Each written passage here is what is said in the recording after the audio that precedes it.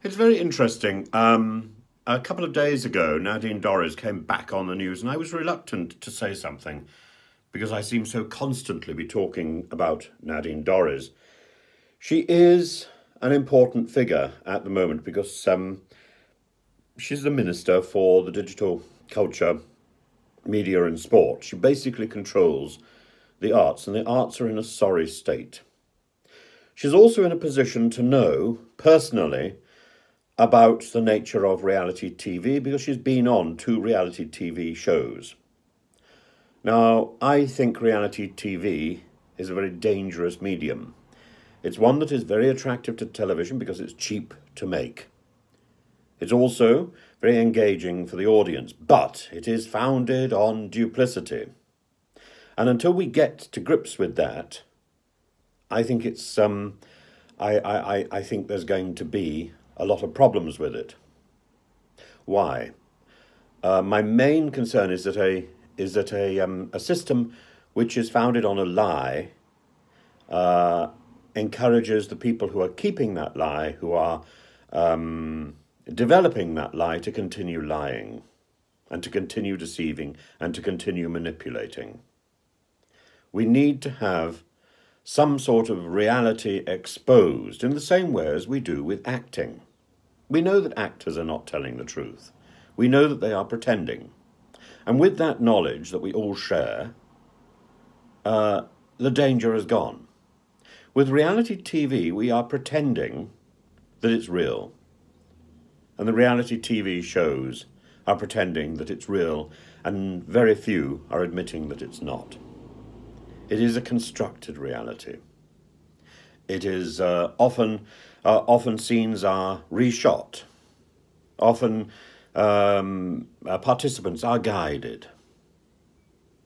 And the reality we see on television is far from true.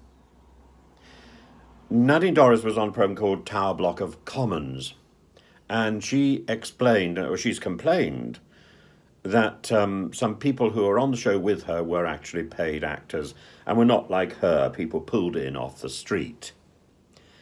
And she specifically refers to a family who came up to the House of Commons to see her and to explain that the two boys in the apartment were actually in acting school and didn't really live in the flat. It wasn't real.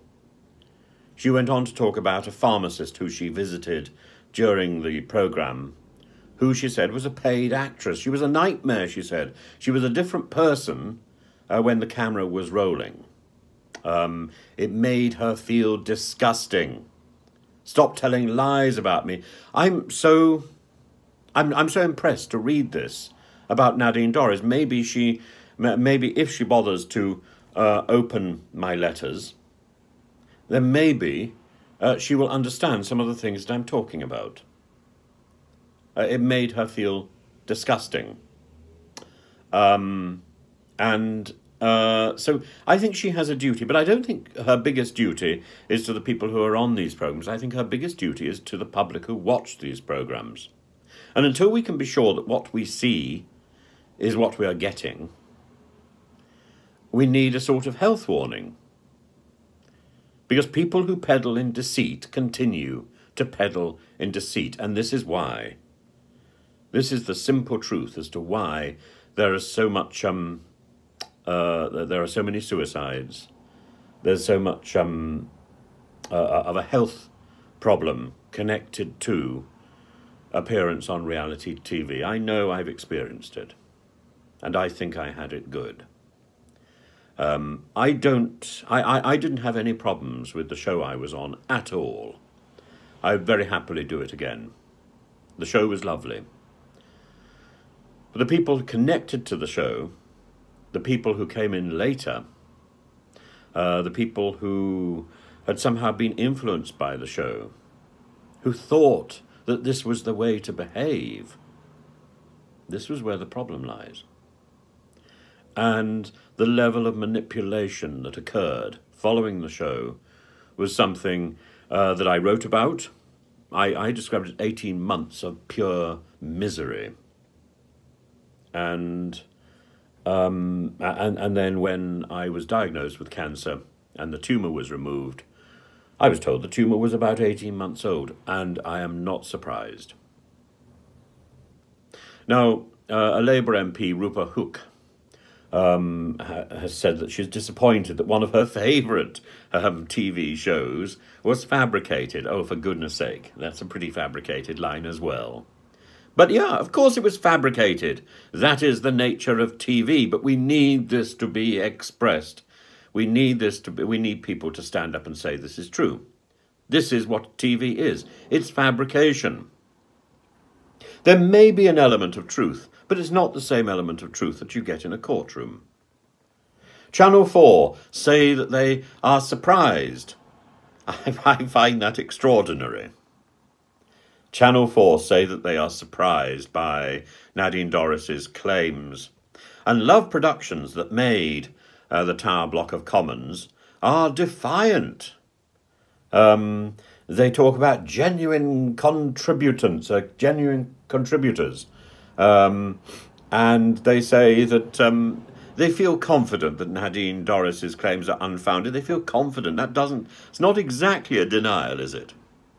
But they feel confident. It gives them room for manoeuvre. And they want evidence. Well, evidence is going to be very hard for Nadine Dorries to provide. That is the nature of the beast. When you come out of these programmes, all your paperwork, all the things you had in the programme are confiscated in various ways. Oh, we want to photocopy this. Oh, we want to take a copy of this. And you never get them back. I actually did insist on having my drawing book back. And then I posted a few pages on Facebook or Instagram or something, and I was rebuked. I said, "Oh, you must be very careful because you may have writing on it."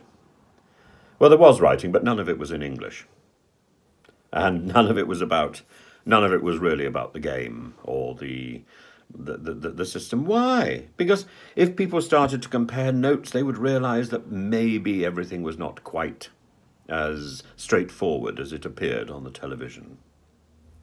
The arm of production is all over these programmes. These programmes know exactly what they want and exactly what's going to happen. And there is manipulation even in the show. And I was quite happy for that. I don't mind being guided. I don't mind being shown the way. I like to be directed.